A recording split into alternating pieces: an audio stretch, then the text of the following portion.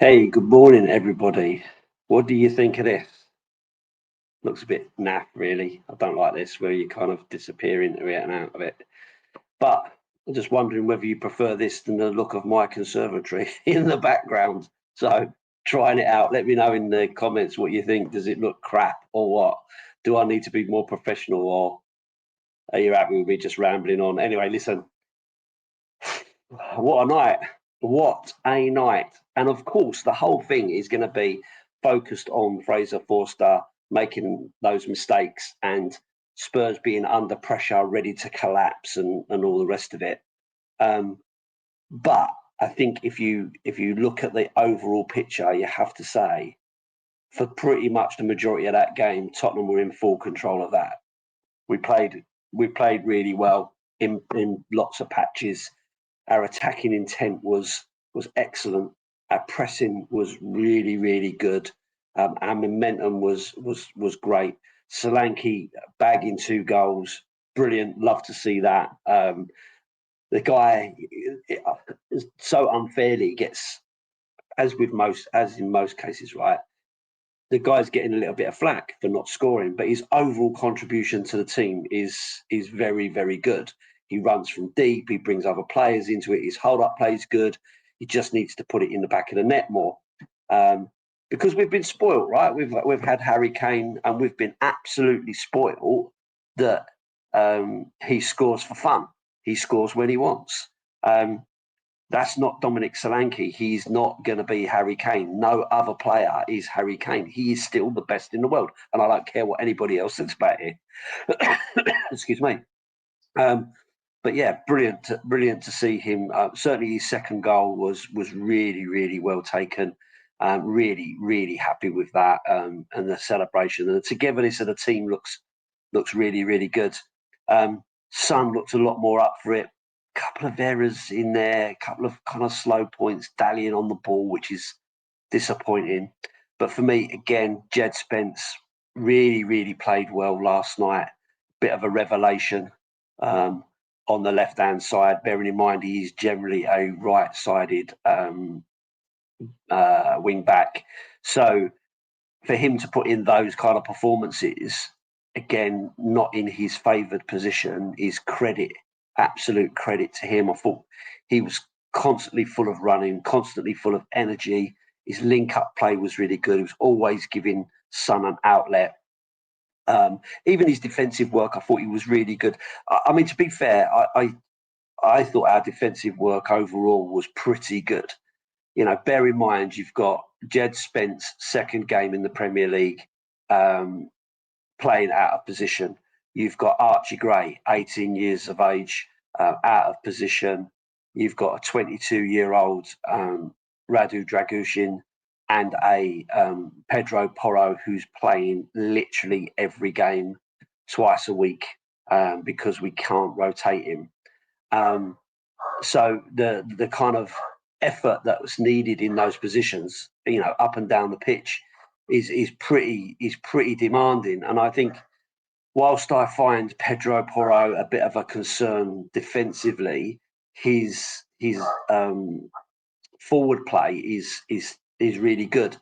If it wasn't for him taking the shot and the keeper making a mistake by pushing the ball straight forward, Dominic Solanke would have got his first goal, right? So you've got to give him credit for that. Um, but yeah, I mean, if you're looking at that back line, and not forgetting you've got Fraser Forster in goal, who is 37 years of age, and he is not expecting to play every game. That's pretty demanding. I've got to be honest. I think you have to put some of these things into a little bit of context.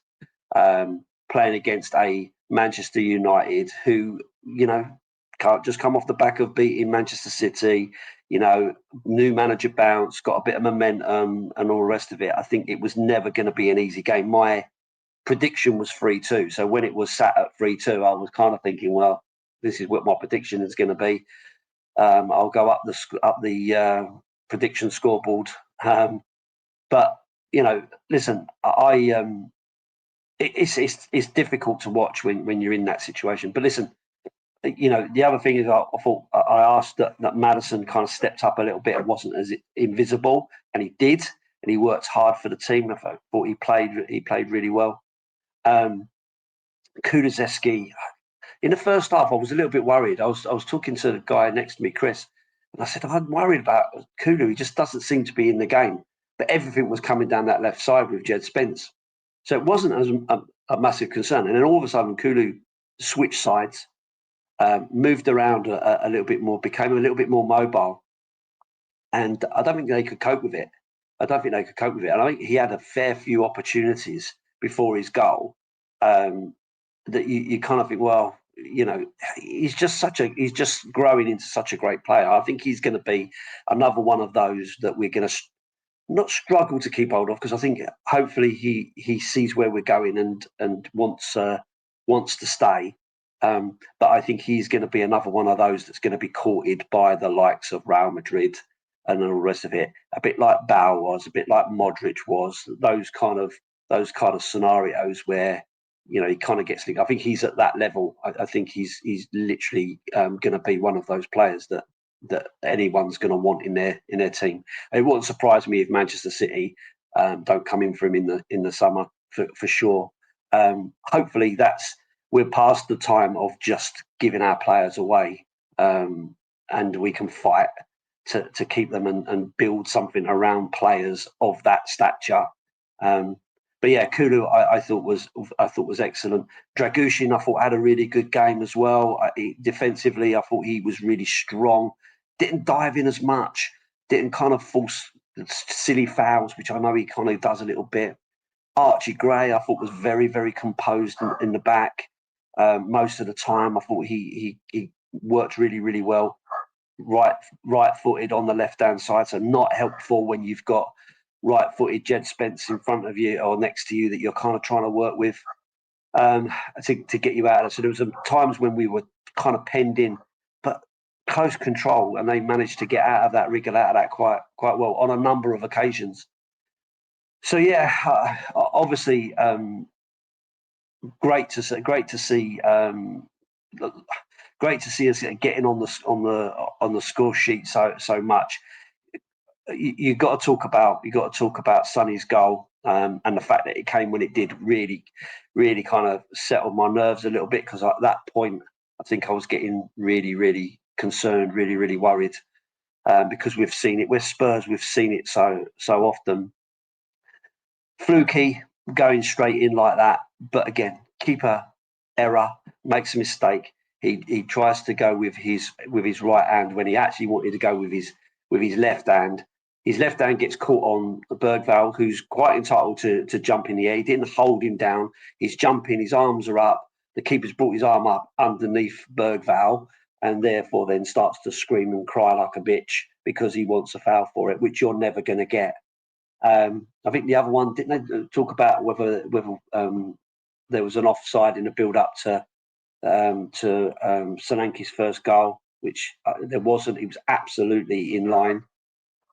Seen them given though, to be fair, but it is what it is.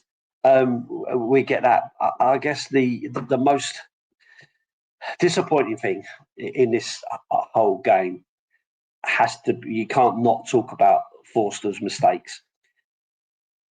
The whole narrative is going to be around that, which I think is unfair, because actually within that game, Forster made two really good saves. The one from Xerxes just before the error, where he got down really, really quickly and turned the ball away.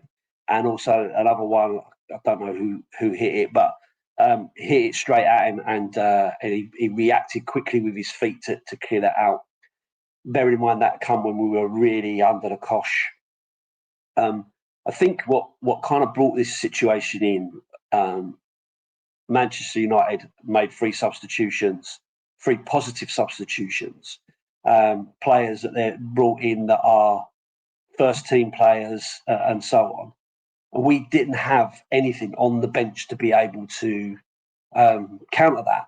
The only first team player regular that you had on the bench last night was Johnson, and we also had two keepers on the bench just to make up the numbers.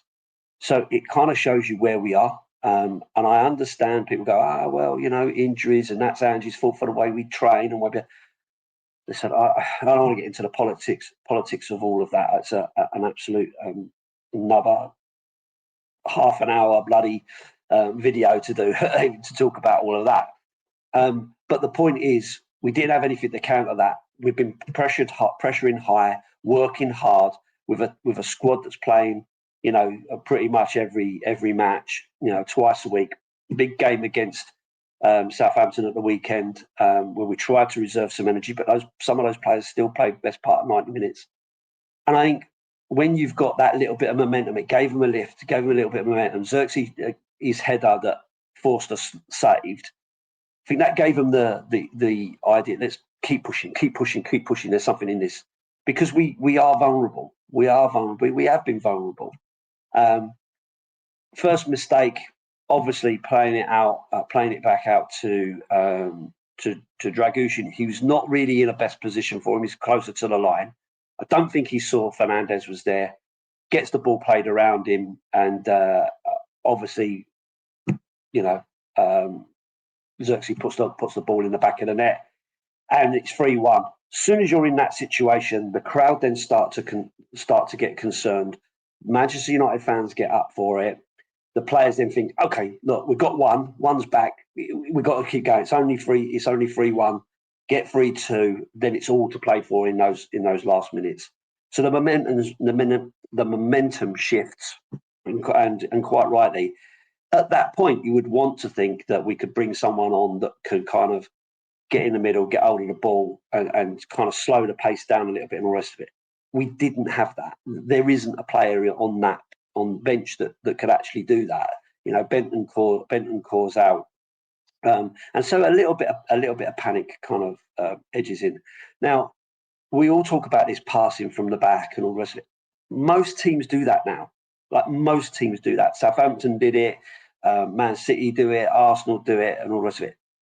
As a fan, you just want it up the other end. Just clear it, oof it, pelt it up there, get rid of it, right?